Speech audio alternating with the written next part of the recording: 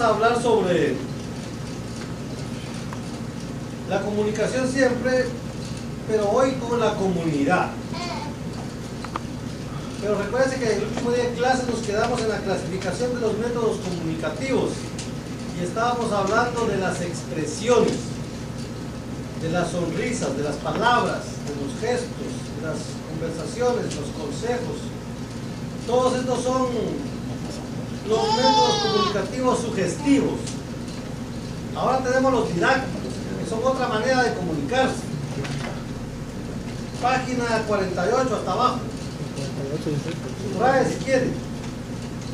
Los métodos comunicativos didácticos son, por ejemplo, hermanos, las enseñanzas, las conferencias. Lo que estamos hablando aquí, yo estoy comunicando, ¿verdad? Yo me estoy comunicando con ustedes. Las discusiones, las mesas redondas como la que tuvieron ustedes en la clase pasada, son métodos comunicativos didácticos. Los simposios, los paneles, el pizarrón, el rotafolio, dicen, los franelógrafos, todos esos son instrumentos utilizados didácticamente para poder transmitir, para poder comunicar, para poder enseñar. Vamos a ver qué es un franelógrafo. ¿Quién sabe qué es un franelógrafo? Es una cosa donde se pegan las figuras. Es una cosa de tela donde se rasca por detrás la figurita y se pega, ¿sí? Y se queda pegado. Y aquí tenemos a Pablo. Se queda pegado en el franelógrafo. Y aquí estaba Silas y se pega la otra. Estaba en la cárcel. Entonces ya sirve para comunicar. ¿Se está entendiendo? Se pega en el franelógrafo, es una tela donde se pegan las figuritas y uno está enseñando. Entonces es una manera de comunicar, una manera de enseñar. Entonces me perdió el... Página 48. Sí. Las dramatizaciones, cuando pasa alguien, ¿verdad? Y hace un drama, es una manera de comunicar también.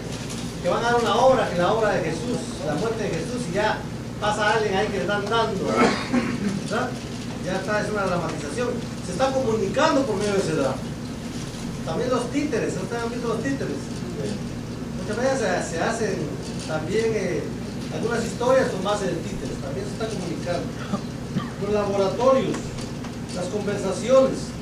Hay veces, hermanos, que dentro de la clase surge un tema y surge también una conversación alumno-maestro, alumno-alumno, entre la misma clase. Surge un tema en el cual pues hay interés y entonces todo el mundo participa. Entonces podríamos decir de que los métodos comunicativos didácticos pues son esos que estábamos mencionando. Tenemos también los informativos, que son los reportajes, los noticieros, los boletines, las carteleras, los periódicos, la radio, la televisión, los folletos, las películas, las transparencias, las entrevistas, todo eso entra dentro del informativo. Y así mismo los ejecutivos. Los ejecutivos, hermanos, son aquello que se va a programar, lo que se planifica, aquello que está en papel, que quizás no está en el momento dado. Por ejemplo, los organigramas. El organigrama es un cuadro, nada más. Pero por medio de ese cuadro, decimos nosotros, miren hermanos, aquí en este cuadrado está el presidente, en este otro está el vice, aquí está el secretario, aquí está el tesorero, y aquí es un organigrama, donde se ve, se visualiza, se comunica al resto de personas lo que se quiere hacer. O sea, el organigrama es como un dibujo, unos cuadrados donde cada cuadro tiene un nombre. Y así se explica de qué manera se va a realizar una actividad.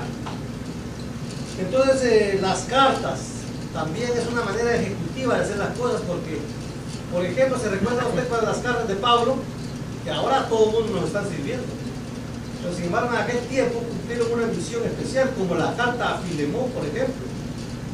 Recuérdense que la carta a Filemón tuvo una acción ejecutiva. ¿Por qué? Porque resulta de que esa carta era para Filemón, que era amo de un esclavo. El esclavo resulta que se había portado mal con su amo, y este esclavo se fue a refugiar a los brazos de Pablo. Porque fíjese, bajo la ley de esclavitud del pasado, el esclavo que había cometido una felonía, un delito, o había desobedecido a su amo, podía ir donde el mejor amigo del amo. Era un recurso que tenía el esclavo huyendo de la muerte, podríamos decir. Quizás Filemón quería matar a su esclavo, quizás le robó dinero, o quizás lo hizo perder mucho dinero, y en coraje dijo, antes lo voy a matar, o pensó tal vez el esclavo que Filemón lo iba a matar. En fin de que Pablo utiliza una carta, fíjese, una carta con orden ejecutiva, de que por favor perdonara la vida del esclavo, porque él ya no era el mismo, porque resulta que ese esclavo había aceptado a Jesucristo y por consiguiente era una persona nueva. Eso fue lo que Pablo escribió a Filemón y le dijo: este hombre ya no es el mismo. Te ruego, oh Filemón, que recapacites en tu acción y lo tomes ya no como un esclavo, sino como a un hermano. Que lo tomes, es más, como a mí mismo. Y así le envió la carta, una carta ejecutiva, en donde él comunica, hermanos, ¿verdad?, lo que había pasado con este esclavo. Fíjese que fue tanta la bendición de este esclavo que, según los historiadores, el esclavo llegó con su amo lo perdonó y le dio la libertad, que años después este esclavo llegó a ser líder no solo de una iglesia, sino de 25 iglesias. El liderazgo, el propósito de Dios para la vida de un esclavo. O sea, había propósito divino con ese esclavo, pero esa carta ejecutiva hizo que Filemón cambiara su manera de pensar respecto al esclavo. Entonces, las cartas, hermanos, podríamos decir, es una manera ejecutiva de hacer las cosas, como tantas cartas que escribió Pablo. ¿Cuántas cartas escribió Pablo? 13 cartas. 13 cartas. ¿Qué pasó con 14? ¿Qué pasó con 15? Escribió una extra. ¿Dónde está? Le mandó a la novia.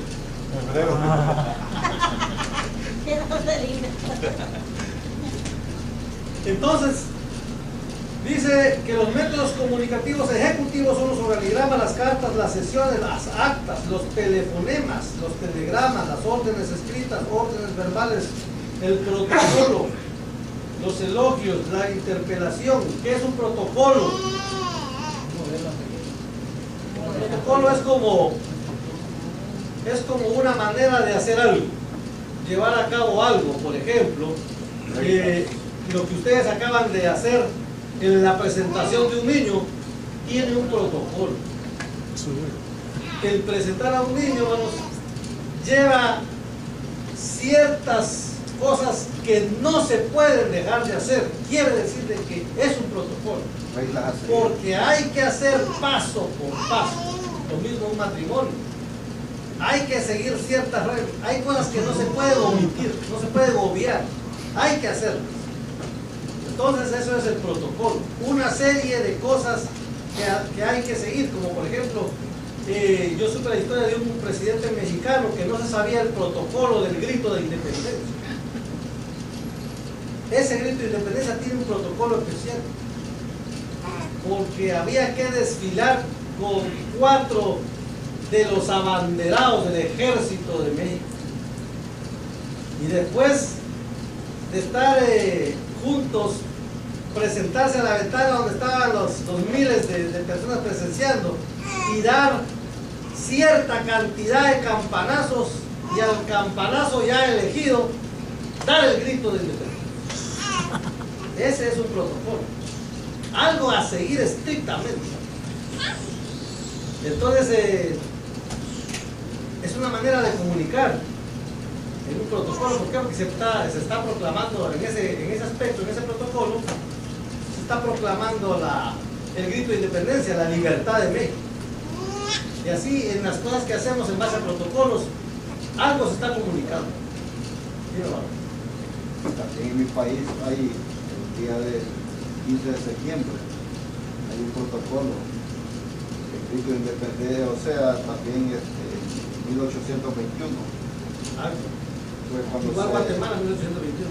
Ajá, la misma como Honduras también. Sí. Fue la misma fecha.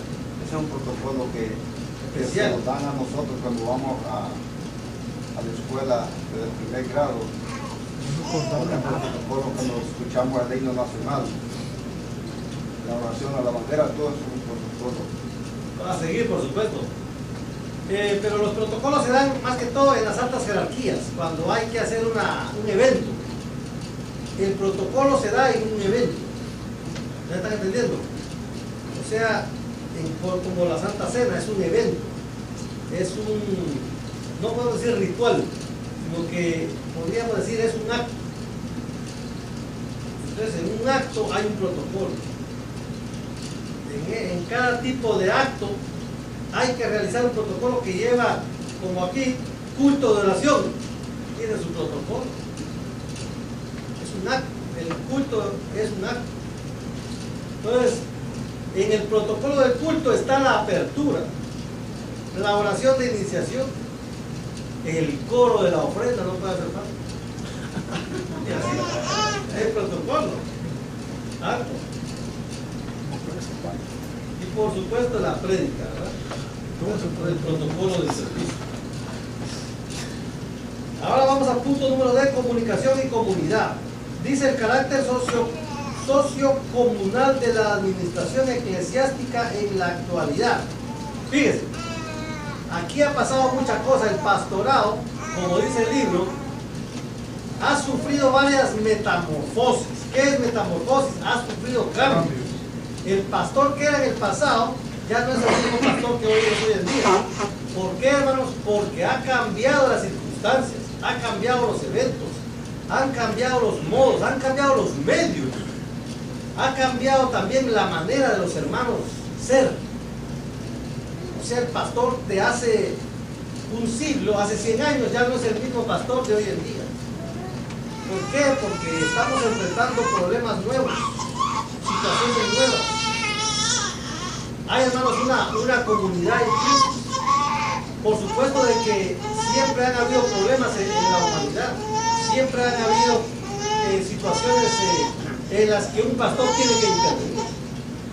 Entonces, el pastorado ha experimentado cambios notables en cuanto a la extensión de su campo de actividades.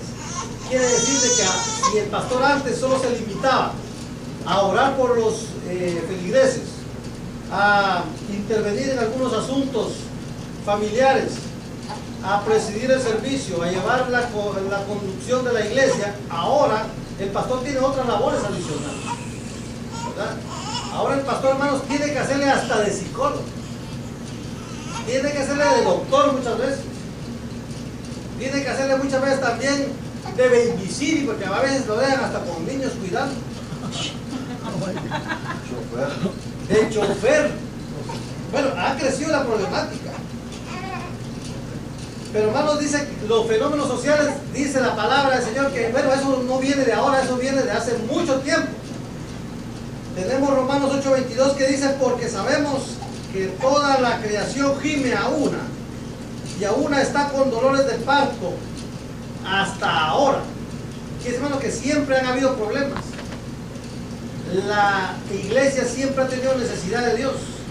Siempre ha habido necesidad, hermanos, de un pastor, ¿verdad? Porque cuando no es un problema es otro, porque en el pasado eran otros problemas, hermanos. Ahora son otros, pero en el pasado eran otros problemas, y problemas serios. Que ahora, por ejemplo, un problema serio podría ser, por ejemplo, la transportación. En el pasado, si una hermana estaba embarazada, iba a dar a luz. Ahora nosotros tenemos, hermano, agarre el carro y llévela para el hospital, ¿verdad? Ya, ahí está resuelto ese problema. Pero en el pasado, hermano, agarre el camello, vaya, guarde el caballo. No, en el pasado había que resolver ahí mismo. ¿Te das cuenta? O sea, los problemas quizás son diferentes, no son los mismos. Son diferentes problemas. Dice, oigan, hay un versículo que demuestra que había problemas en aquel tiempo también. Dice, y salió Jesús y vio una gran multitud. ¿Y tuvo qué? Compasión de ellos. ¿Por qué? Porque estaban emproblemados. Tuvo compasión de ellos, dice, porque eran como qué? Como ovejas que no tienen pastor.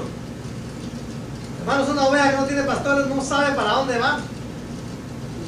No sabe, hermanos, de qué va a hacer de su vida, qué va a hacer con el problema que tiene, qué va a hacer con la situación que tiene. Andan desorientados, andan sin rumbo, desconsolados. Una oveja sin pastor, hermanos, es como decir a alguien que anda buscando trabajo por ahí y no tiene esperanza de encontrar tampoco. Se anda con angustia, anda con tristeza, quiere solventar sus problemas, pero no encuentra el camino para la solución. Entonces estar, hermanos, como una oveja sin pastor quiere decir como un hombre sin rumbo. Y eso es triste, porque un hombre sin rumbo es como, hermanos, andar por la calle como un loco, como un hombre ciego, a tiendas, ¿verdad? No conoce el camino. Estamos hablando acerca de cómo el ambiente está cambiando y cómo la iglesia se tiene que adaptar a esos cambios. Eso significa de que se tiene que tal vez adaptar a los comportamientos de la sociedad, porque por ejemplo los ritmos de música están cambiando, la manera de vestir están cambiando. Hoy en día está hasta, por ejemplo, parejas homosexuales y etcétera, tantas cosas. Eso no significa que nosotros tenemos que adaptarnos a esos cambios, ¿verdad? No, por supuesto que no. La iglesia tiene que mantenerse firme en la palabra de Dios. Por ejemplo, yo hace poco, la semana quizás antepasada, vi que mi hijo salió del cuarto y salió con el pantalón que se le miraba el calzoncillo.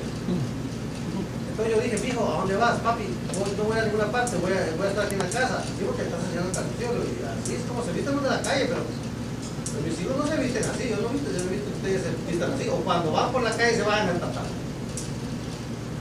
Porque nosotros no somos así. Entonces, yo tengo que pastorear a mis hijos, ¿verdad? ¿Por qué? Porque aunque estamos en este mundo cambiante, pues no quiere decir que nosotros vamos a estar igual que ellos. Nosotros, dice la palabra, que debemos de ser luz en medio de las tinieblas. Entonces hay cosas que están malas, pero por ejemplo hay cambios que sí han sido buenos. Por ejemplo, por ejemplo la moda ahora de que los pantalones ahora estén pegados al muslo. Pero si un hermano viene con el pantalón así suelto, ¿y qué vamos a hacer? No vamos a decir, hermano, usted está fuera de moda, ¿verdad? Porque no, estamos fallando ahí, porque la iglesia no está en base a la moda. Entonces tenemos que dejar claro que la iglesia no está en base a la moda, pero por supuesto yo voy y me compro un pantalón, es seguro que me lo van a vender pegadito al muslo, porque así es que en todas las tiendas lo están vendiendo, porque esa es la corriente, ¿verdad? Entonces, ¿qué vamos a hacer nosotros tampoco? Hermanos, solo a la moda, se viste a la moda, está siguiendo la moda, no está siguiendo a Cristo, ya me están criticando. Pero no, es que no hay más pantalones, que así lo están vendiendo ahora. Hay que comprar tela para debajo de los zapatos. Sí, si no, no tiene que tener su parte personal. Lo que quiero decir, hermanos, es de que tampoco nosotros vamos a estar fuera de la moda, porque no se puede estar fuera de la moda cuando es lo que están vendiendo. Usted va a cualquier tienda y eso es lo que le van a vender. Entonces, por supuesto de que en cuestión de moda hay mucha tela que cortar, porque también uno, en cuestión de digamos de las hermanas, quizás porque en los hombres no se nota mucho si el pantalón está pegado al muslo o no. Eso es quizás una exageración que estoy dando, pero realmente así está la corriente ahora. Sin embargo, quizás en las damas es que más se nota la moda, sobre todo la altura de la falda, ¿verdad? La moda en las mujeres siempre ha sido la falda muy corta. Yo nunca he visto que la moda sea falda larga. Casi siempre la mujer que quiere coquetear se sube la falda, se sube el vestido para llamar la atención. Entonces, pero por supuesto que al pastor le toca ahora mismo que lidiar con todo eso. con esa problemática. Lo que estábamos hablando de la vida homosexual. Yo estaba viendo un programa, hermanos, recién, en donde la iglesia estaba compuesta por homosexuales. ¿Por qué? Porque en esa iglesia sí los aceptaban. Es más, hasta el que estaba haciendo el documental, hasta pasó al púlpito a dar una palabra, ¿verdad? Y entonces, y todos se ponían de pie con lo que él decía, porque todos estaban en el mismo barco, eran homosexuales también. Y el extremo de ese muchacho que estaba dando el documental es de que él nació siendo mujer, sin embargo él se cambió el sexo. Llegó a los 38 años siendo físicamente mujer, pero a esa edad él se puso miembros de varón y se cerró los miembros de mujer. Y el doctor le pudo hacer esa operación. O sea, una cosa totalmente fuera de la naturaleza de Dios, fuera de lo vivido.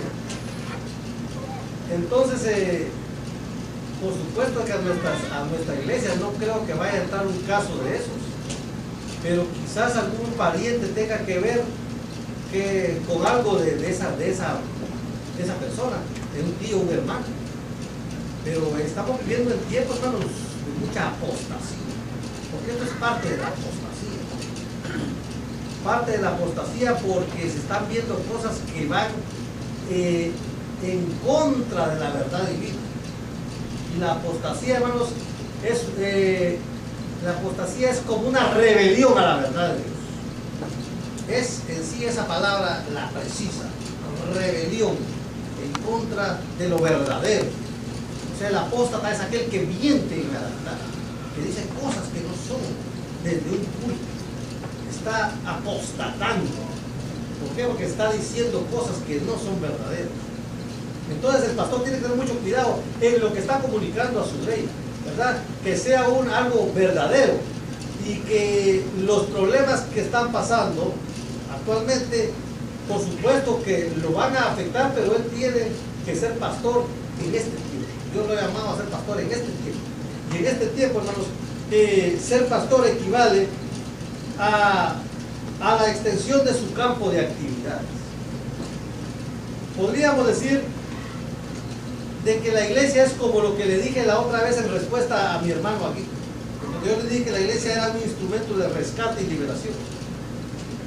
Esta iglesia no vamos a, por supuesto, a decirle nosotros a ningún homosexual que no entre. El pastor, fíjese, está llamado a extenderse hasta ese nivel. Si entra un homosexual, pase adelante. Esta es la casa de Dios. Y aquí usted va a encontrar liberación para su alma. Y no verlo mal, ¿verdad? Decirle, aquí es la casa de Dios y aquí hay remedio para toda enfermedad. Este es el lugar preciso, va a decir el pastor, para cualquier situación, no importa la situación que tú traigas. Aquí en esta iglesia está la medicina. Porque aquí está Dios, que es el que resuelve cualquier problema. No importa que sea de homosexualidad, o inclusive si el hombre que era mujer ya se cambió de sexo, también hay medicina para él. Porque en Jesucristo hay solución. ¿Sí o no, hermanos? Entonces, el pastor se extiende hasta ese nivel. Hasta ese nivel llega la palabra. Entonces la iglesia es un instrumento de rescate y liberación. El pastor no está allí solo para predicar y cuidar del templo. Su misión reclama ese compromiso a través de un dinamismo generador que involucra no solamente un caso, sino diversidad de casos, diversidad de problemas. Cualquier problema que usted tiene, el pastor hoy en día lo puede solucionar. No él, sino Dios, por medio de ese varón. ¿Están entendiendo? O sea, hay solución. Dice, estadísticas de actualidad demuestran que en su ansiedad la gente recurre a las guías religiosas más que a los profesionales clínicos. Quiere decir de que ahora, hermanos, hay casos inclusive de gente que se quiere suicidar, gente que se quiere quitar la vida porque como estamos viviendo una época tan atroz. Los jóvenes, hermanos, a los jóvenes muchas veces les da por deprimirse, y también a los adultos. Y llega un momento que se quieren quitar la vida. También las personas que son muy grandes, de mucha edad, y que ya los hijos no los van a ver, no los van a visitar, se deprimen con frecuencia. Y entonces, según las estadísticas, lo que el libro nos está enseñando, es de que dice de que muchas personas acuden a guías religiosos más que a profesionales clínicos, más que a psicólogos. La gente cree más en lo espiritual, en el pastor, podríamos decir, que en un psicólogo. Y está comprobado por medio de estadísticas. Dice el Centro de Investigaciones de la Universidad de Michigan, un estudio que se hizo, fue comisionado recientemente para determinar qué problemas mentales aquejan a la comunidad americana, cómo manejan, dice, esos problemas y a dónde acuden en busca de ayuda. Un enorme número de personas no institucionalizadas, dice, fue escogido para la encuesta y se hizo una encuesta, ¿no? Y aquí adelante aparece la cantidad de, podríamos decir, porcentaje que acudió a diferentes personalidades, como por ejemplo dice el 25% de los entrevistados reportaron haber tenido problemas, el 21% acudió, dice, a psiquiatras, psicólogos y trabajadores sociales, el 12% acudió a agencias sociales, a consultorios matrimoniales, el 22% visitó médicos y sanatorios, pero el 45% acudió a pastores y guías espirituales. ¿Me entendiendo, hermanos? Quiere decir que en el mundo que estamos, porque ahora estamos viviendo en un mundo en que todo es doctor, todo es psicólogo, todo es problema. Ay, estoy estresado. Bueno, la palabra clave de la gente ahora es el estrés. Tío. Yo creo que en este tiempo, como dice, que ha habido un cambio de lo que era antes a ahora.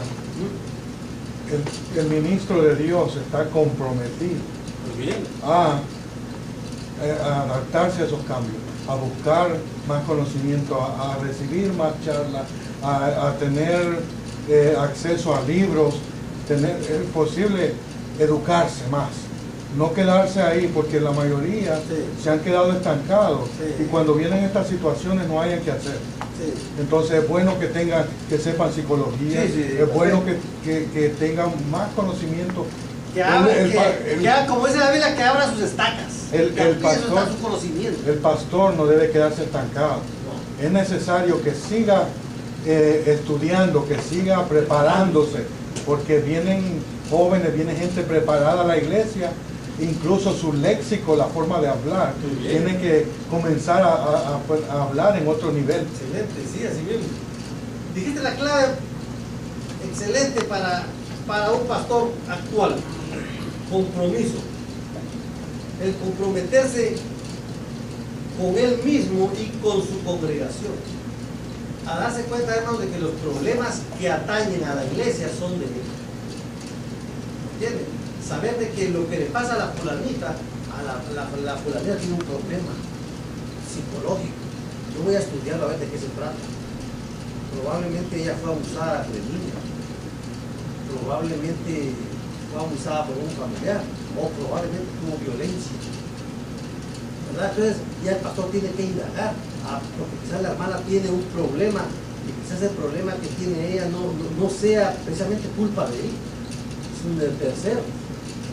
Entonces, como decía el hermano, tiene que haber un compromiso de parte del pastor de estudiar caso por caso, ¿verdad? De preocuparse por los problemas de la ley. No importa de qué ámbito sea el problema, el pastor tiene que estar preparado. ¿Por qué? Porque estamos viendo de que la gente está buscando al pastor para cualquier cosa.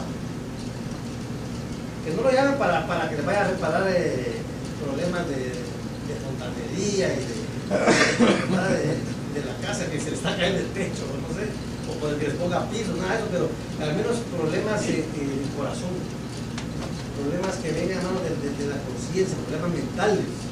Ahora estamos viendo muchos problemas mentales. Gente, hermano, de que en verdad no están caminando normalmente, y entonces vienen a la iglesia y hacen un alboroto. Y dicen, ese hermano está... Usted tiene problemas, él vino a gritar aquí y no sabe, quizás el hermano también tenga un problema mental. Quizás él reaccionó en base a un problema mental y el pobrecito hizo saber qué escándalo en la iglesia, pero no fue comprendido. y quizá hasta lo botaron de la iglesia, ¿verdad? Porque saber qué cosa, y haber hecho una cosa mala, pero no fue comprendido por falta de estudio, por falta de entendimiento de lo que le estaba pasando al pobre hermano. ¿Ya están entendiendo? Entonces, por eso es que el pastor debe prepararse, porque estamos en una comunidad muy compleja, muy complicada. Entonces tenemos, dice, la comunidad social. Este es un asunto diferente, a veces nos da tiempo de hablar. La comunidad social, hermanos, está hablando de otro tipo de comunicación, y es una comunicación grupal. Lo que quiere un grupo.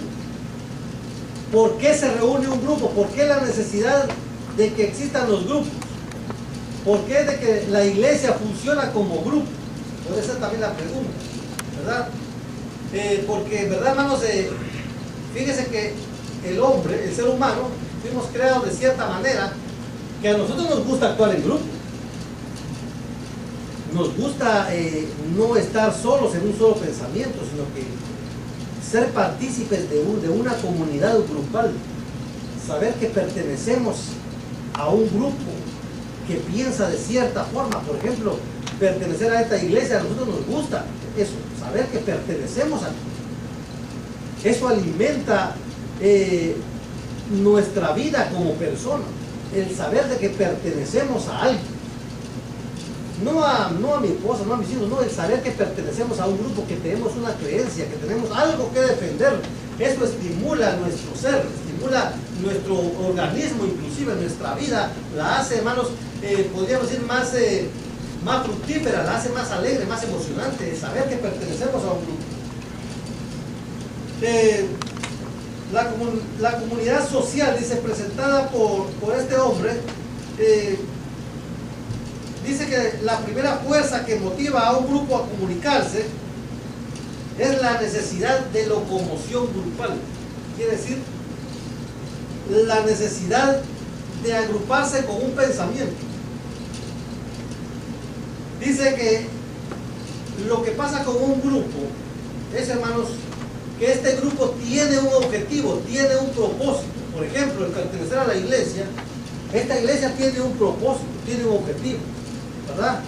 El objetivo es que todos lleguemos a ese día en que venga la esperanza bienaventurada de ser levantados para vivir eternamente con Dios. Otra de las metas del creyente y que nos da gozo es el deseo de ver a nuestro Señor Jesucristo cara a cara, porque ese es mi gozo, mi deseo es verlo a Él cara a cara.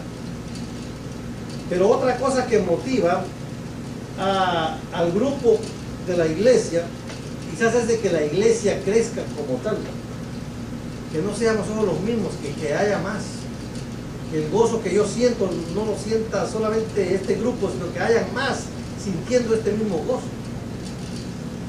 Y así, hermanos, puede hacer que cada uno tenga una razón diferente por querer pertenecer a esta grey, o inclusive el deseo de servir. Puede ser que sea el deseo de una persona, de dos, de tres, de cuatro. Puede ser que sea el deseo de muchas personas, ¿verdad? Y por eso está en la casa del Señor. Pero esto hace de que el grupo en sí tenga esa hegemonía de estar juntos. Sin embargo, cuando hay una palabra, hay una expresión, hay una forma de unificar más al grupo, el grupo se vuelve más poderoso. Cuando todos tienen un mismo objetivo. No sé si les va a gustar el ejemplo, pero por ejemplo, Cash Luna, en su iglesia en Guatemala, él tiene una palabra que unifica a esa iglesia. Y entonces esa palabra los hace a todos como más fuertes en su pensamiento, porque es como el eje del pensamiento de ese grupo, de esa iglesia. Entonces él inclusive tiene una alabanza con las palabras que él tiene para esa iglesia, para el lema de esa iglesia, y es la casa de Dios. Él todo lo que habla lo habla referente a la casa de Dios. tiene inclusive el coro ese que le digo, bienvenidos a la casa de Dios. Y todo lo que habla, lo habla respecto a la casa de Dios. Entonces tiene una palabra, tiene esa palabra en la Biblia repitiendo muchas veces y entra en los oídos de las personas y muchas más personas se contagian y se las dicen a otros. Y entonces es como algo contagioso. Entonces cuando uno está en un grupo siempre hay algo que motiva al grupo, como por ejemplo cuando también se va a protestar por algo. Fíjense, cuando uno va a protestar resulta que uno tiene un objetivo con la protesta. Un ejemplo que casi siempre es que haya un cambio, ¿no?, político, porque la gente siempre quiere cambios. Entonces, pero por ejemplo un propósito podría ser, digamos, un propósito bien común, podríamos decir, es que derroquen a tal presidente, que lo saquen. Y todos se van, ay, si quieren que lo saquen porque es malo, que está robando, y se empiezan a alimentar de todo lo que ese presidente hace, a modo de que cuando se reúnen, ese es el lema de ellos. El lema es decir todo lo malo que hace ese presidente para después votarlo. Pero lo que quiero enseñarles con esto es que crean una necesidad, ese grupo crea una necesidad de unificación. Entonces utilizan todo aquello, todo el argumento para reforzar su creencia respecto a lo que ellos quieren, hasta que consiguen que todos se comuniquen de tal manera que cuando van, hermanos, a protestar, llevan su grito también, llevan su lema, llevan las palabras clave para sacar, para decirlas en frente podríamos decir, de ese presidente, lo que van a decirle. Y entonces tienen un propósito. Entonces, la segunda razón para luchar por la uniformidad de opinión es la necesidad de la realidad social. La realidad social, hermanos, es lo que está pasando, el problema en sí. La realidad social es cómo nos sentimos respecto a lo que está pasando. ¿En qué lugar estoy yo respecto a lo que estamos haciendo? Esa es la realidad social. Podríamos decir, hermanos, que entonces que la realidad social es en sí la esencia del problema, pero la esencia del problema en el criterio personal. Hay, dice, tres causas motrices para la uniformidad del grupo. Esto hablando de la comunicación. Quizás esto no es tan llamativo para el pensamiento de ustedes, pero es necesario que lo aprendamos. Primero está la discrepancia de opiniones dentro del grupo. Siempre van a haber discrepancias, siempre van a haber diferentes ideas, siempre van a haber diferentes criterios. ¿Por qué van a haber diferentes criterios? Vamos a ver, dime tú, ¿por qué van a haber diferentes criterios en un grupo? ¿Por qué? Tiene diferentes ideas. Porque hay diferentes personas. Y las personas en sí, cada quien dice que cada cabeza es un mundo. Entonces van a haber, en un grupo, como hay muchas personas, van a haber diferentes ideas respecto a tal cosa. Entonces se van a haber discrepancias, pero siempre van a apuntarle a algo. La segunda es la pertinencia al grupo. Entonces, la pertinencia, hermanos, en sí es el valor primordial de la actividad que se está realizando. Por ejemplo, la pertinencia, podríamos decir que son los valores esenciales de lo que el grupo quiere. Y la cohesión. La cohesión es como el resultado de todas las fuerzas, es lo que en sí se quiere hacer. Entonces, la cohesión es como, por ejemplo, llevar a todos a un punto en que el punto que nosotros queremos. Entonces, esas son las tres fuerzas grupales, las tres fuerzas que unen, digamos, un grupo. La persona que es líder de un grupo sabe de que tiene que contar con la mente de todos, que todos tienen que estar de acuerdo, todos tienen que estar enfocados en el objetivo. Entonces el líder del grupo tiene que tratar la manera de comunicar lo que quiere hacer y tratar de inyectarle a todos el propósito, o sea, lo primordial del grupo, lo que todos quieren, para modo de a todo mundo llevarlo a presión a que crean lo que estamos haciendo, que lo que estamos haciendo es necesario para nuestra realidad, para que cambie nuestra realidad. Entonces, cuando uno trata de que empujar al grupo a un punto, es donde se llama cohesión o atracción del grupo. Vamos a otro punto, es lo que reveló un experimento sociométrico sobre la teoría de la comunicación social, y habla sobre lo que pasó en otro estudio. Fíjense, se lo voy a decir así el estudio más o menos rápidamente, para que usted entienda más o menos lo que pasó. En el estudio se pusieron a tres personas dentro del mismo grupo. Uno era el conformista, otro era el resbaladizo y el tercero era el disidente. Fíjese, dice de que cuando pusieron al conformista, resulta que el conformista tenía la característica de que todo lo que le decían él estaba de acuerdo. Ah, sí, no, fíjate que vamos a hacer eso. Ah, sí, está bien. Mira que vamos a hacer esto. Ah, sí, está bien. Todo decía que sí. Entonces resulta que ese conformista, la gente no lo seguía a él, sino que él seguía a la gente. Entonces, el resbaladizo era diferente. El resbaladizo era, por ejemplo, él decía, mira, yo creo que esto va a ser así, así, porque lo que estamos haciendo yo no lo creo tan bien. Ah, sí, creo que no. Entonces el resbaladizo decía, ah, sí, no está tan bien, no está tan bien. Y entonces, pero venía con el otro y el otro decía, pero mira, sí está bien lo que estamos haciendo, porque eso es lo que vamos a hacer, es que vamos a sacar a ese hombre de ahí porque está haciendo cosas muy malas. Ah, sí, está haciendo cosas muy malas, sí, es cierto.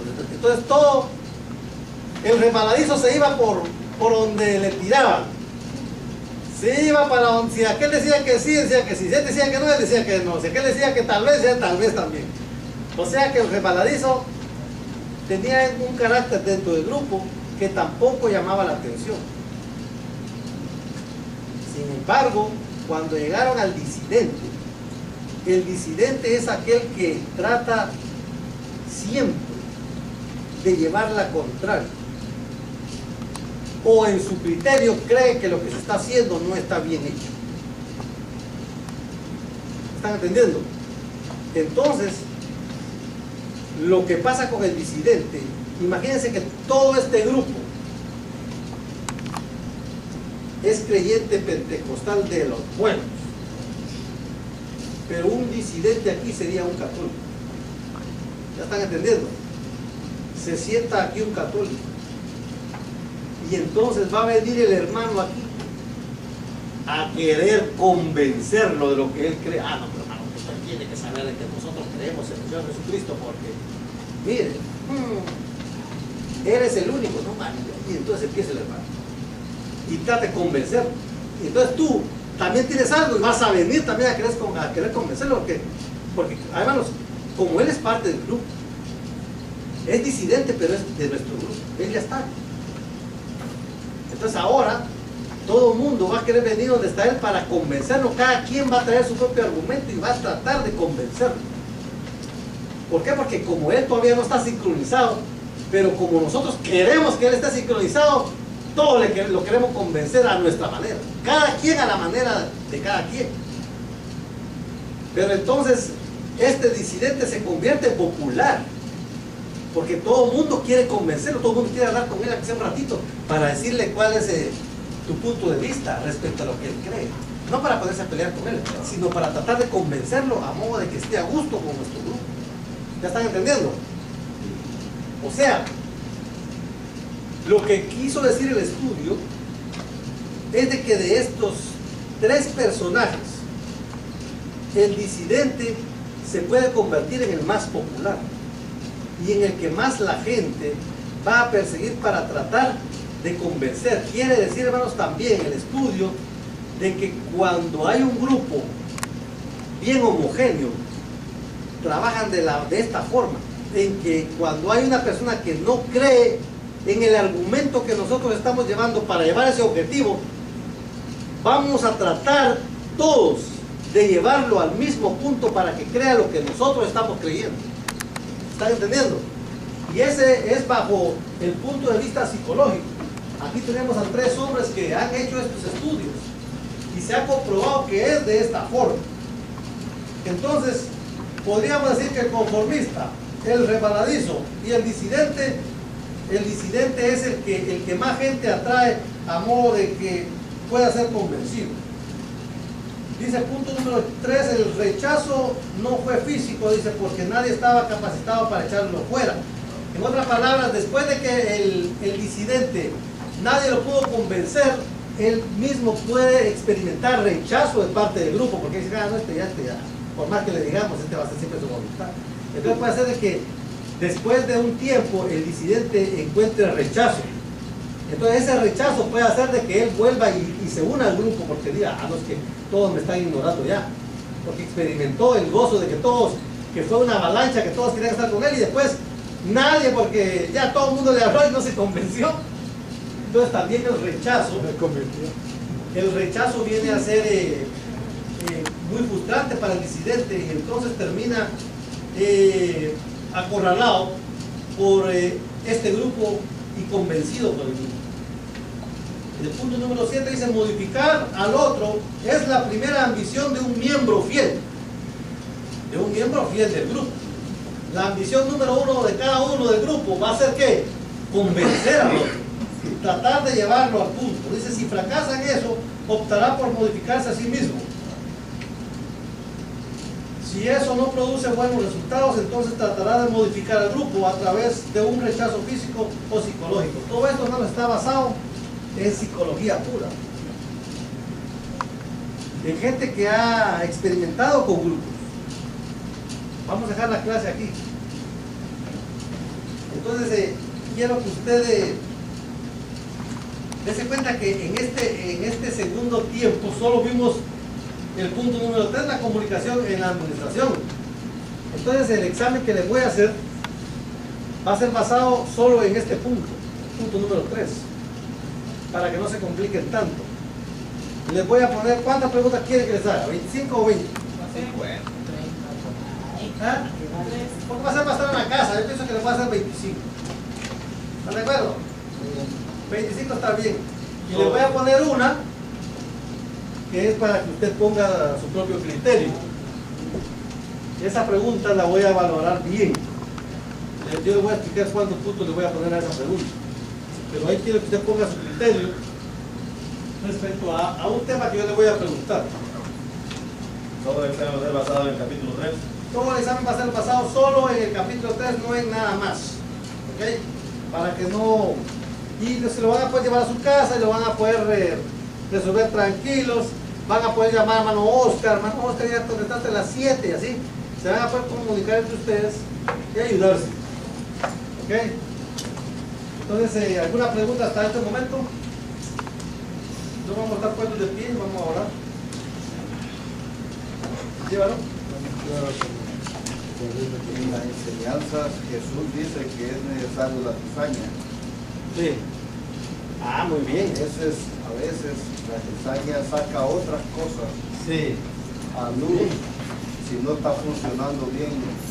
Sí. Y para que funcione bien, Sí. a veces es necesario que haya... Exacto. Muy buen punto. Tiene que ver con lo que estamos hablando. Siempre la cizaña, el problema es que no se puede cortar, cabeza de un solo. Hay que sacar lo bueno de lo malo. O sea, siempre dentro de un grupo hay una parte que es buena y una parte que es mala. Entonces, la mala hace de que se tenga cuidado al hablar del bueno. La cizaña es importante. Y va a pulir a que salga un trigo. Exactamente. Vamos a estar hablando, hermano. ¿Alguna otra cosa que quieran decir?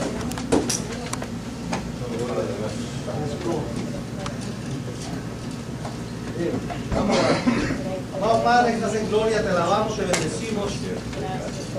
Gracias te damos, Señor, por mis hermanos en esta hora, por esta clase, Señor, la pongo en tus manos benditas. Te pedimos, Señor, por aquellos que hicieron falta, que tú estés con ellos, Señor. Tú conoces su vida, tú conoces su corazón, tú conoces, Señor, la situación de cada uno en particular. Bendice, Señor, a los que pudimos llegar a clase hoy, Señor, y llénanos de tu gloria, de tu gracia, de tu bendición. Permite que cada uno de nosotros, Señor, podamos irnos con gozo a nuestros hogares. Permite, Señor, de que tengamos, Señor, el gozo suficiente para poder venir a estudiar en el próximo semestre, ahora que estamos finalizando, Señor, estas clases.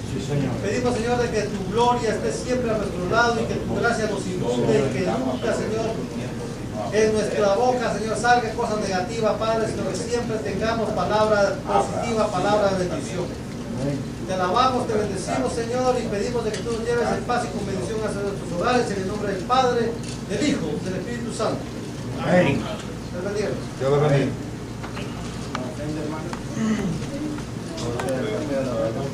Hermano César, Ayala. ¿Ya? Gracias. Aquí no hay copia. ¿O le sacó? Bueno, qué bueno. La atención. Entonces, pero por supuesto que al pastor le toca ahora mismo que lidiar con todo eso, con esa problemática. Lo que estábamos hablando de la vida homosexual. Yo estaba viendo un programa, hermanos, recién, en donde la iglesia estaba compuesta por homosexuales. ¿Por qué? Porque en esa iglesia sí los aceptaban. Es más, hasta el que estaba haciendo el documental, hasta pasó al púlpito a dar una palabra,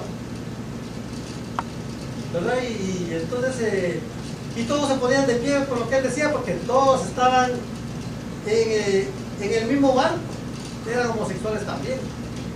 Y el extremo de ese muchacho que estaba dando el documental es de que él nació siendo mujer. Sin embargo, él se cambió el sexo. Llegó a los 38 años siendo físicamente mujer, pero a esa edad él se puso miembros de varón y se cerró los miembros de mujer. Y el doctor le pudo hacer esa operación. O sea, una cosa totalmente fuera de la naturaleza de Dios, fuera de lo vivido. Entonces, por supuesto que a nuestra iglesia no creo que vaya a entrar un caso de esos, pero quizás algún pariente tenga que ver con algo de esa persona, de un tío, un hermano. Pero estamos viviendo en tiempos, hermanos, de mucha apostasía, porque esto es parte de la apostasía. Parte de la apostasía porque se están viendo cosas que van en contra de la verdad divina. Y la apostasía, hermanos, la apostasía es como una rebelión a la verdad de Dios. Es en sí esa palabra la precisa, rebelión en contra de lo verdadero. O sea, el apóstata es aquel que miente en la verdad, que dice cosas que no son desde un culto. Está apostatando. ¿Por qué? Porque está diciendo cosas que no son verdaderas. Entonces el pastor tiene que tener mucho cuidado en lo que está comunicando a su reina, ¿verdad? Que sea algo verdadero y que los problemas que están pasando actualmente, por supuesto que lo van a afectar, pero él tiene que ser pastor en este tiempo. Dios lo ha llamado a ser pastor en este tiempo. Y en este tiempo, hermanos, ser pastor equivale a la extensión de su campo de actividades. Podríamos decir de que la iglesia es como lo que le dije la otra vez en respuesta a mi hermano aquí. Cuando yo le dije que la iglesia era un instrumento de rescate y liberación. Esta iglesia no vamos a realidad social. La realidad social, hermanos, es lo que está pasando, el problema en sí. La realidad social es cómo nos sentimos respecto a lo que está pasando. ¿En qué lugar estoy yo respecto a lo que estamos haciendo? Esa es la realidad social. Podríamos decir, hermanos, que entonces que la realidad social es en sí la esencia del problema, pero la esencia del problema en el criterio personal. Hay, dice, 3 causas motrices para la uniformidad del grupo. Esto hablando de la comunicación. quizás esto no es tan llamativo para el pensamiento de ustedes, pero es necesario que lo aprendamos. Primero está la discrepancia de opiniones dentro del grupo. Siempre van a haber discrepancias, siempre van a haber diferentes ideas, siempre van a haber diferentes criterios. ¿Por qué van a haber diferentes criterios? Vamos a ver, dime tú por qué van a haber diferentes criterios en un grupo. ¿Por qué? Tiene diferentes ideas. Porque hay diferentes personas. Y las personas en sí, cada quien dice que cada cabeza es un mundo. Entonces van a haber, en un grupo, como hay muchas personas, van a haber diferentes ideas respecto a tal cosa. Entonces se van a haber discrepancias, pero siempre van a apuntarle a algo. La segunda es la pertinencia al grupo. Entonces, la pertinencia, hermanos, en sí es el valor primordial de la actividad que se está realizando. Por ejemplo, la pertinencia, podríamos decir que son los valores esenciales de lo que el grupo quiere. Y la cohesión es como el resultado de todas las fuerzas, es lo que en sí se quiere hacer. Entonces, la cohesión es como, por ejemplo, llevar a todos a un punto en que el punto que nosotros queremos.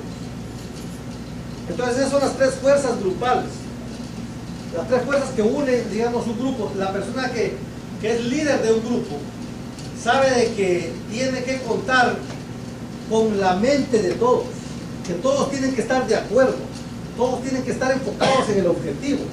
Entonces el líder del grupo tiene que tratar la manera de comunicar lo que quiere hacer y tratar de inyectarle a todos el propósito, o sea, lo primordial del grupo, lo que todos quieren, para amor a todo mundo, llevarlo a presión, a que crean lo que estamos haciendo, que lo que estamos haciendo es necesario para nuestra realidad, para que cambie nuestra realidad.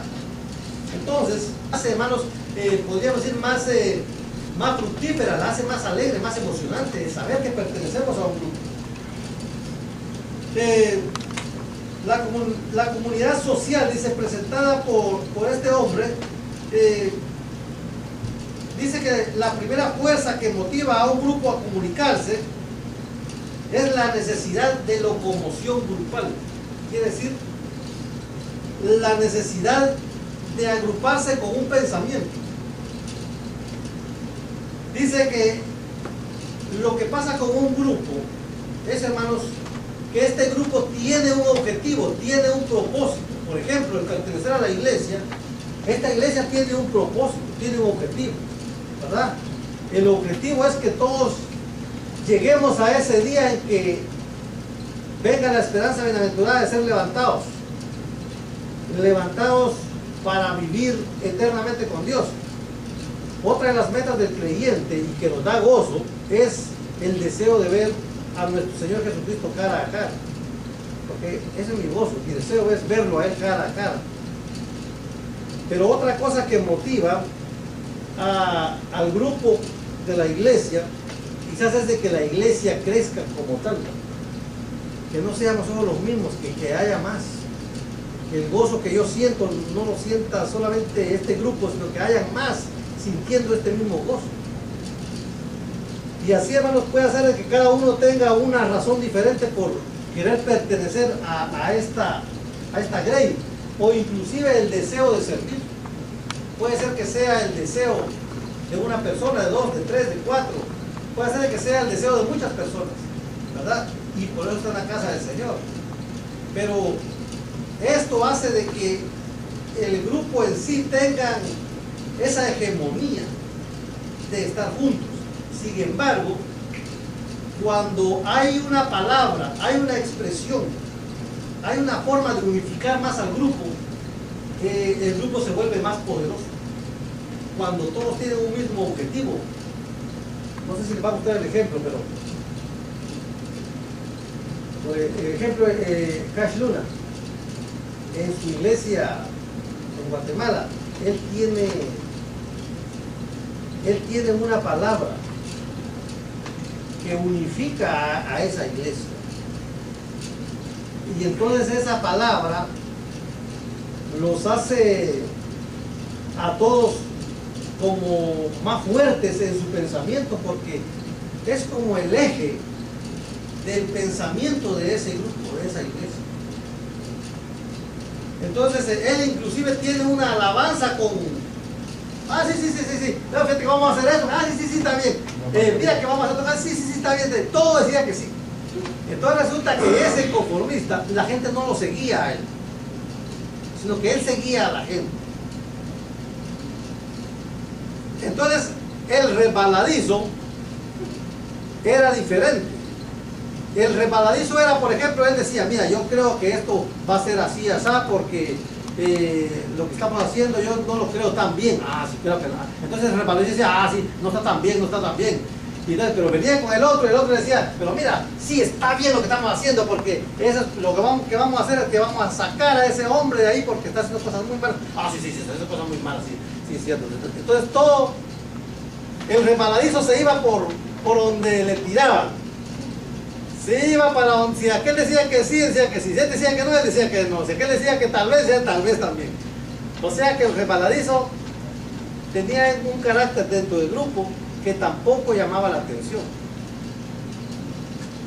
Sin embargo, cuando llegaron al disidente, el disidente es aquel que trata siempre de llevar la contraria, o en su criterio cree que lo que se está haciendo no está bien hecho.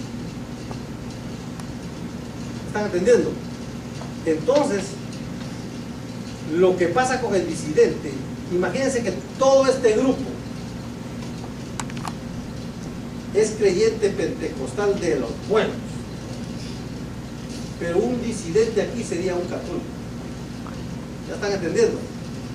Se sienta aquí un católico, y entonces va a venir el hermano aquí a querer convencerlo de lo que él cree. Ah, no, pero hermano, usted tiene que saber de que nosotros creemos en el Señor Jesucristo, porque mire, eres el único, no man. Y entonces empieza el hermano y trata de convencerlo, y entonces tú también tienes algo y vas a venir también a querer convencerlo, porque hermanos, como él es parte del grupo, es disidente, pero es de nuestro grupo, él ya está. Entonces ahora todo el mundo va a querer venir donde está él para convencerlo. Cada quien va a traer su propio argumento y va a tratar de convencerlo.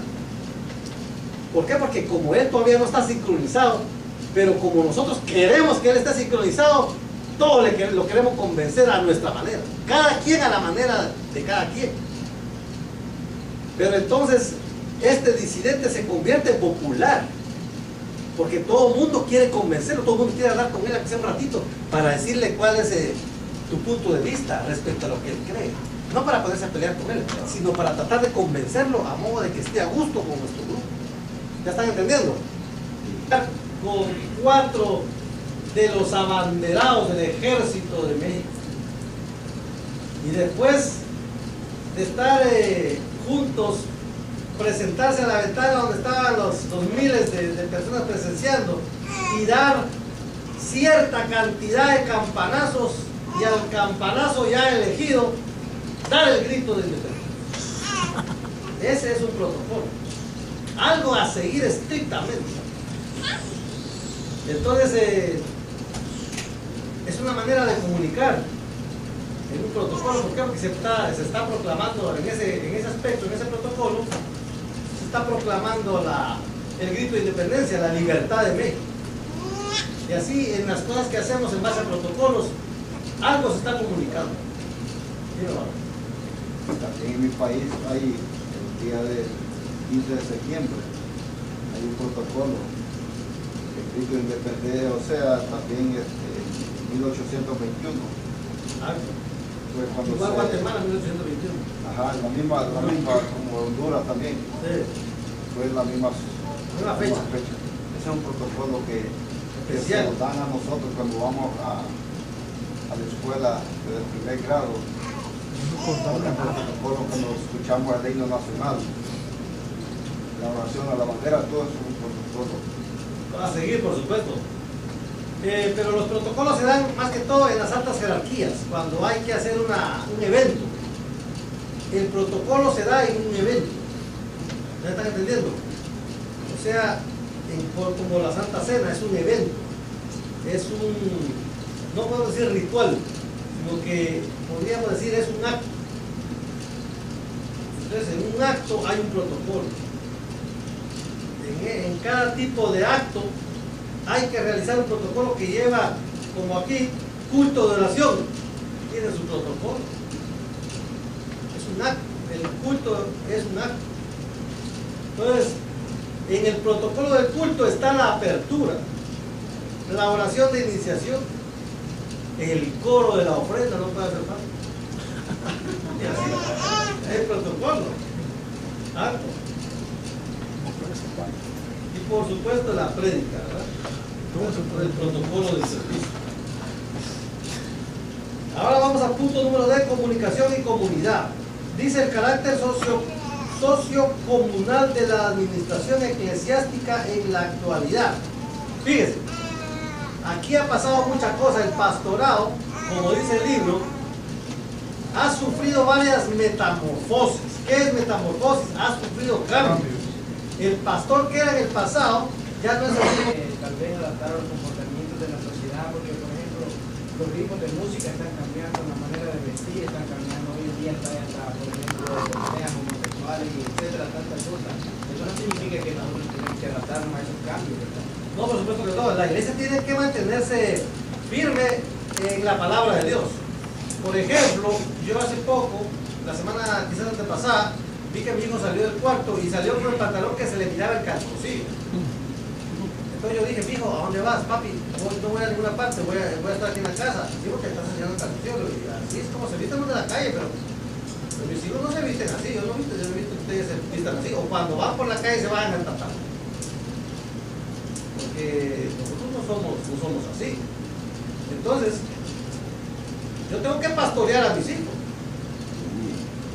¿Verdad? ¿Por qué? Porque aunque estamos en este mundo cambiante, pues no quiere decir que nosotros vamos a estar igual que ellos. Nosotros, dice la palabra, que debemos de ser luz en medio de las tinieblas. Entonces hay cosas que están malas, pero por ejemplo hay cambios que sí han sido buenos. Por ejemplo, por ejemplo la moda. La moda ahora es de que los pantalones ahora estén pegados al muslo. Pero si un hermano viene con el pantalón así suelto, ¿y qué vamos a hacer? No vamos a decir, hermano, usted está fuera de moda, ¿verdad? Porque no, estamos fallando ahí, porque la iglesia no está en base a la moda. Entonces tenemos que dejar claro que la iglesia no está en base a la moda, pero por supuesto yo voy y me compro un pantalón, es seguro que me lo van a vender pegadito al muslo, porque así es que en todas las tiendas lo están vendiendo, porque esa es la corriente, ¿verdad? Entonces, ¿qué vamos a hacer nosotros tampoco? Hermanos, solo a la moda, se viste a la moda. Está siguiendo la moda, no está siguiendo a Cristo, ya me están criticando. Pero no, es que no hay más pantalones, que así lo están vendiendo ahora. Hay que comprar tela para debajo de los zapatos. Sí, si no, no tiene que tener su parte personal. Lo que quiero decir, hermanos, es de que tampoco nosotros vamos a estar fuera de la moda, porque no se puede estar fuera de la moda cuando es lo que están vendiendo. Usted va a cualquier tienda y eso es lo que le van a vender. Entonces, por supuesto de que en cuestión de moda hay mucha tela que cortar, porque también uno, en cuestión de digamos de las hermanas, quizás porque en los hombres no se nota mucho si el pantalón está pegado al muslo o no. Eso es quizás una exageración que estoy dando, pero realmente así está la corriente ahora. Sin embargo, quizás en las damas es que más se nota la moda, sobre todo la altura de la falda, ¿verdad? La moda en las mujeres siempre ha sido la falda muy corta. Yo nunca he visto que la moda sea falda larga. ¿Qué quieren? Los métodos comunicativos didácticos son, por ejemplo, hermanos, las enseñanzas, las conferencias. Lo que estamos hablando aquí, yo estoy comunicando, ¿verdad? Yo me estoy comunicando con ustedes. Las discusiones, las mesas redondas como la que tuvieron ustedes en la clase pasada, son métodos comunicativos didácticos. Los simposios, los paneles, el pizarrón, el rotafolio, dicen franelógrafos, todos esos son instrumentos utilizados didácticamente para poder transmitir, para poder comunicar, para poder enseñar. Vamos a recuerda que es un franelógrafo. ¿Quién sabe qué es un franelógrafo? Es una cosa que donde se pegan las figuras para Es una cosa de tela donde se rasca por detrás la figurita y se pega así y se queda pegado. Y aquí tenemos a Pablo. Se queda pegado en el franelógrafo. Y aquí estaba Silas y se pega la otra. Estaba en la cárcel. Entonces ya sirve para comunicar. ¿Se están entendiendo? Se pega en el franelógrafo, es una tela donde se pegan las figuritas y uno está enseñando. Entonces es una manera de comunicar, una manera de enseñar. Entonces me perdió el... Página 48. Sí. Las dramatizaciones, cuando pasa alguien, ¿verdad? Y hace un drama, es una manera de comunicar también. Que van a dar una obra, que la obra de Jesús, la muerte de Jesús, y ya pasa alguien ahí que le están dando, ¿verdad? Ya está, es una dramatización. Se está comunicando por medio de ese drama. También los títeres, ¿ustedes han visto los títeres? Muchas veces se hacen también algunas historias con base de títeres, también se está comunicando. Los laboratorios, las conversaciones. Hay veces, hermanos, que dentro de la clase surge un tema y surge también una conversación alumno-maestro, alumno-alumno, dentro de la misma clase. Surge un tema en el cual pues hay interés y entonces todo el mundo participa. Entonces podríamos decir de que los métodos comunicativos didácticos pues son esos que estábamos mencionando. Tenemos también los informativos, que son los reportajes, los noticieros, los boletines, las carteleras, los periódicos, la radio, la televisión, los folletos, las películas, las transparencias, las entrevistas, todo eso entra dentro del informativo. Y así mismo los ejecutivos. Los ejecutivos, hermanos, son aquello que se va a programar, lo que se planifica, aquello que está en papel, que quizás no está en el momento dado, por ejemplo, en este punto número 3, para que no se compliquen tanto. Les voy a poner, ¿cuántas preguntas quieren que les haga? ¿25 o 20? 50. ¿Ah? Porque va a ser bastante en la casa, yo pienso que les voy a hacer 25. ¿Están de acuerdo? 25 está bien. Y les voy a poner una que es para que usted ponga su propio criterio. Esa pregunta la voy a valorar bien. Yo le voy a explicar cuántos puntos le voy a poner a esa pregunta. Pero ahí quiero que usted ponga su criterio respecto a un tema que yo le voy a preguntar. Todo el examen va a ser basado en el capítulo 3. Todo el examen va a ser basado solo en el capítulo 3, no en nada más. ¿Ok? Para que no... Y se lo van a poder llevar a su casa y lo van a poder resolver tranquilos. Van a poder llamar a hermano Oscar, ya te conectaste a las 7 y así. Se van a poder comunicar entre ustedes y ayudarse. ¿Ok? Entonces, ¿alguna pregunta hasta este momento? No vamos a estar puestos de pie, vamos a orar. Llévalo. En las enseñanzas Jesús dice que es necesario la cizaña. Sí. Ah, muy bien. A veces la cizaña saca otras cosas Sí. a luz si no está funcionando bien. Sí. Y para que funcione bien, Sí. a veces es necesario que haya... Exacto. Muy buen punto. Tiene que ver con lo que estamos hablando. Siempre la cizaña, recuerda que no se puede cortar, cabeza de un solo. Hay que sacar lo bueno de lo malo. O sea, siempre dentro de un grupo hay una parte que es buena y una parte que es mala. Entonces, la mala hace de que se tenga cuidado al hablar del bueno. La cizaña es importante. Y va a pulir a que salga un trigo. Exactamente. Vamos a estar hablando, hermano. ¿Alguna otra cosa que quieran decir?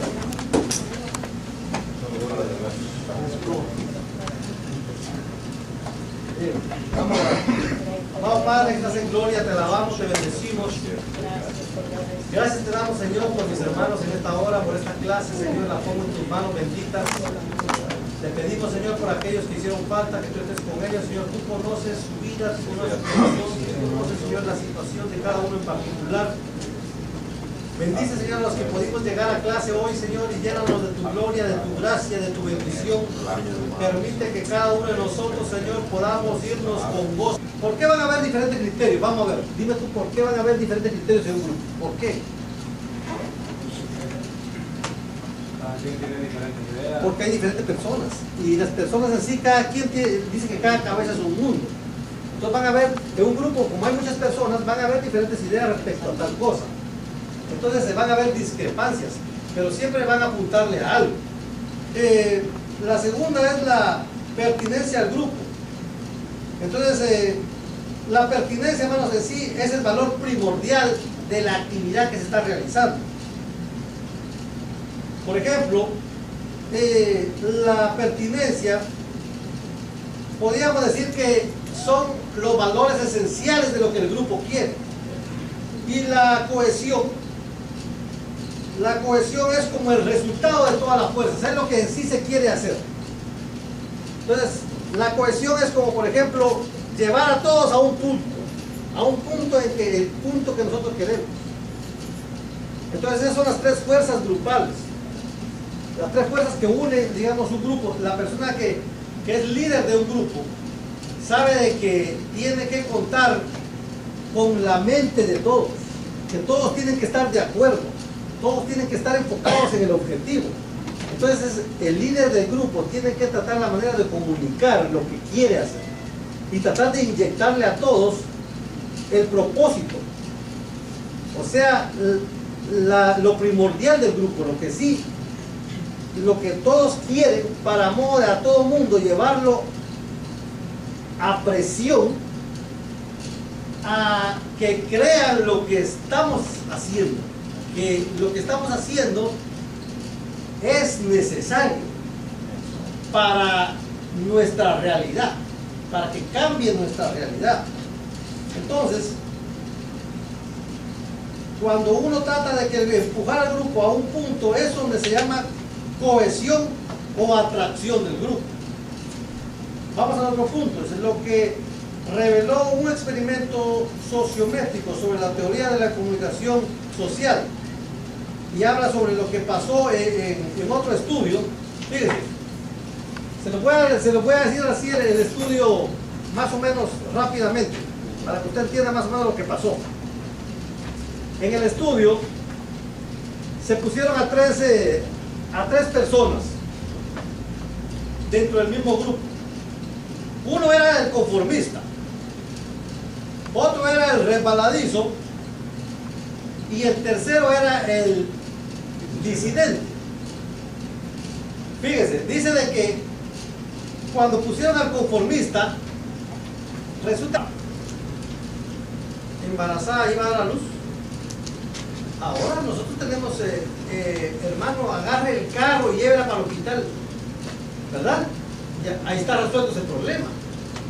Pero en el pasado, hermano, agarre el camello, vaya, guarde el caballo. No, en el pasado había que resolver ahí mismo. ¿Te das cuenta? O sea, los problemas quizás son diferentes, no son los mismos, son diferentes problemas. Dice, oigan, hay un versículo que demuestra que había problemas en aquel tiempo también. Dice, y salió Jesús y vio una gran multitud y tuvo ¿qué? Compasión de ellos, porque estaban emproblemados. Tuvo compasión de ellos, dice, porque eran como ¿qué? Como ovejas que no tienen pastor. Hermanos, una oveja que no tiene pastores no sabe para dónde va. No sabe, hermanos, qué va a hacer de su vida, qué va a hacer con el problema que tiene, qué va a hacer con la situación que tiene.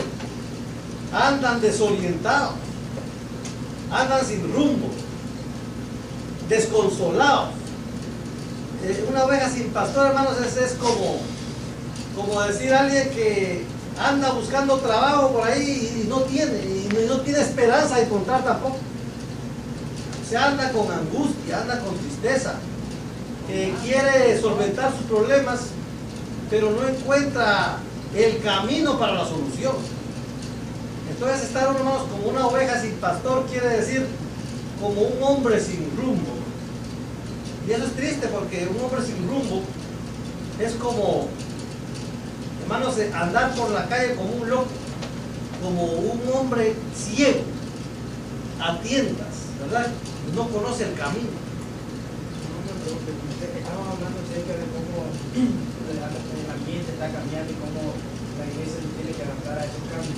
Eso significa de que se tiene que tal vez adaptar a los comportamientos de la sociedad, porque por ejemplo los ritmos de música están cambiando, la manera de vestir están cambiando. Hoy en día está hasta, por ejemplo, peleas homosexuales y etcétera, tantas cosas. Eso no significa que nosotros tenemos que adaptarnos a esos cambios, ¿verdad? No, por supuesto que no. La iglesia tiene que mantenerse firme en la palabra de Dios. Por ejemplo, yo hace poco, la semana quizás antepasada, vi que mi hijo salió del cuarto y salió con el pantalón que se le miraba el calzoncillo. Entonces yo dije, hijo, ¿a dónde vas, papi? No voy a ninguna parte, voy a estar aquí en la casa. Digo que estás enseñando el calzoncillo. Y así es como se visten los de la calle, pero mis hijos no se visten así. Yo no he visto que ustedes se vistan así. O cuando van por la calle. Como Honduras también, Sí. fue la misma fecha. Ese es un protocolo que se Especial. nos dan a nosotros cuando vamos a la escuela del primer grado. El protocolo cuando escuchamos el himno nacional, la oración a la bandera, todo es un protocolo. Va a seguir, por supuesto. Pero los protocolos se dan más que todo en las altas jerarquías, cuando hay que hacer un evento. El protocolo se da en un evento. ¿Me están entendiendo? O sea, como la Santa Cena es un evento, es no podemos decir ritual, sino que podríamos decir es un acto. Entonces, en un acto hay un protocolo.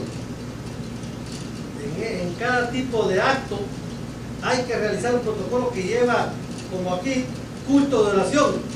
Tiene su protocolo. Es un acto. El culto es un acto.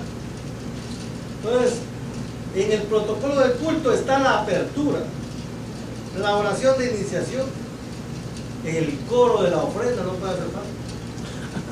Y así, el protocolo. Acto. Y por supuesto la prédica, ¿verdad? El protocolo del servicio. Ahora vamos al punto número D, comunicación y comunidad. Dice el carácter sociocomunal de la administración eclesiástica en la actualidad. Fíjense, aquí ha pasado muchas cosas. El pastorado, como dice el libro, ha sufrido varias metamorfosis. ¿Qué es metamorfosis? Ha sufrido cambios.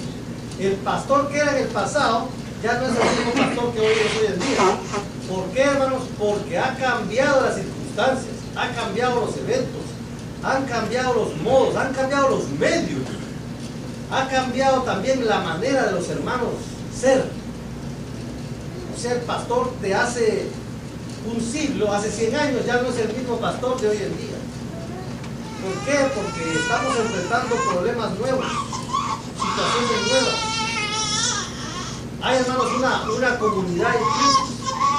Por supuesto de que siempre han habido problemas en la humanidad, siempre han habido situaciones en las que un pastor tiene que intervenir. Entonces, el pastorado ha experimentado cambios notables en cuanto a la extensión de su campo de actividades. Quiere decir de que si el pastor antes solo se limitaba a orar por los feligreses, a intervenir en algunos asuntos familiares, a presidir el servicio, a llevar la conducción de la iglesia, ahora el pastor tiene otras labores adicionales, ¿verdad? Tiene para esa iglesia, para el lema de esa iglesia, y es la casa de Dios. Él todo lo que habla, lo habla referente a la casa de Dios. Tiene inclusive el coro ese que le digo, bienvenidos a la casa de Dios. Y todo lo que habla, lo habla respecto a la casa de Dios. Entonces tiene una palabra, tiene esa palabra, la Biblia repitiendo muchas veces y entra en los oídos de las personas, y muchas más personas se contagian y se las dicen a otros. y entonces es como algo contagioso. Entonces cuando uno está en un grupo siempre hay algo que motiva al grupo, como por ejemplo cuando también se va a protestar por algo. Fíjense, cuando uno va a protestar, resulta que uno tiene un objetivo con la protesta. Un ejemplo, que casi siempre es que haya un cambio, ¿no?, político, porque la gente siempre quiere cambios. Entonces, pero por ejemplo un propósito podría ser, digamos, un propósito bien común. Podríamos decir, es que derroquen a tal presidente, que lo saquen. Y todos se van, si quieren que lo saquen porque es malo, que está robando, y se empiezan a alimentar de todo lo que ese presidente hace, a modo de que cuando se reúnen, ese es el lema de ellos. El lema es decir todo lo malo que hace ese presidente para después votarlo. Pero lo que quiero enseñarles con esto es que crean una necesidad, ese grupo crea una necesidad de unificación.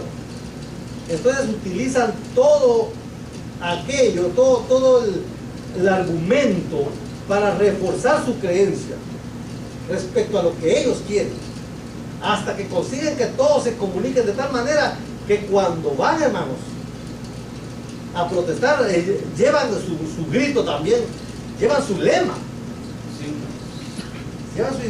llevan las palabras clave para sacar, para decirlas en frente podríamos decir, de ese presidente, lo que van a decirle. Y entonces tienen un propósito.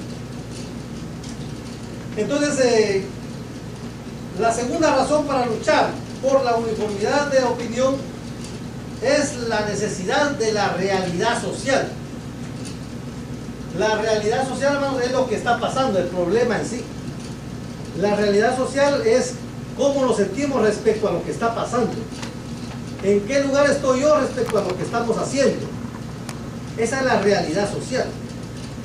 Podríamos decir, hermanos, que entonces que la realidad social es en sí la esencia del problema, pero la esencia del problema en el criterio personal.